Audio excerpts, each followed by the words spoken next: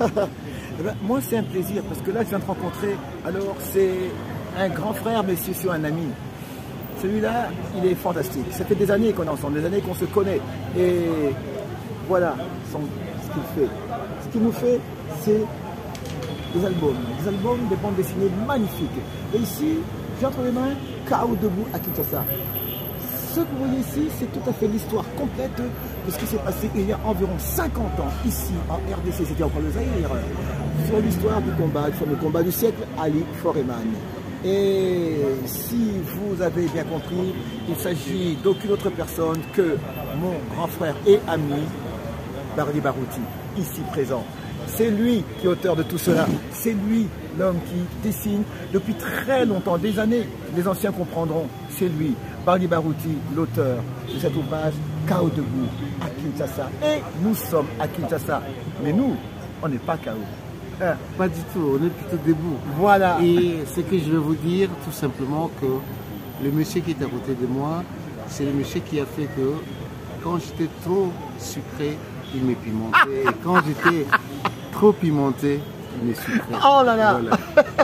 Ce qui veut dire que les grands esprits finissent toujours par se rencontrer. Et alors vraiment, Bardi Barouti, moi c'est un grand plaisir de te rencontrer à nouveau. Ça fait quelques années qu'on ne s'est pas vu. Mais on est là, on se retrouve ici encore une fois à Kinshasa.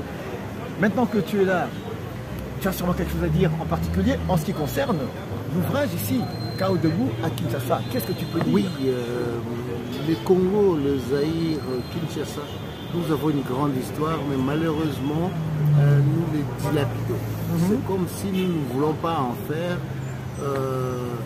C'est pas moi. Nous devons arriver à les rendre crédibles. Pour que nous nous rendions crédibles, il faut qu'on montre que nous sommes le récipiendaire de la vraie histoire du monde, qui commence par ici. Et cette histoire de Ali Foreman, on a beau dire ce qu'on veut, c'était vraiment le combat du siècle. Absolument. Et ça, on devait en être fier et l'avoir dans tout son âme. Même au niveau de l'école, on doit le savoir. Absolument. Nous sommes au courant de tout ce qui s'est passé ailleurs, des murs de Berlin, de ceci, de cela. Charlemagne, Napoléon, bref. Il est temps qu'on s'occupe un peu de nous. Ouais. Et que même au niveau de la réforme de l'éducation, on doit inclure ce qui concerne notre histoire.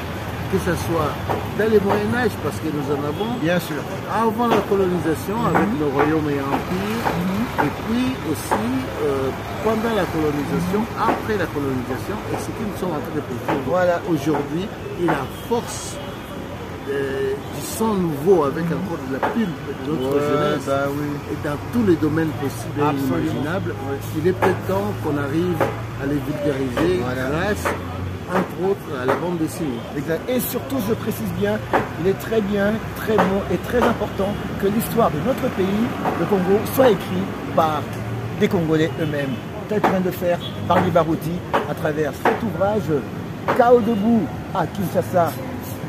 Quelqu'un a dit, excusez-moi, quelqu'un a dit que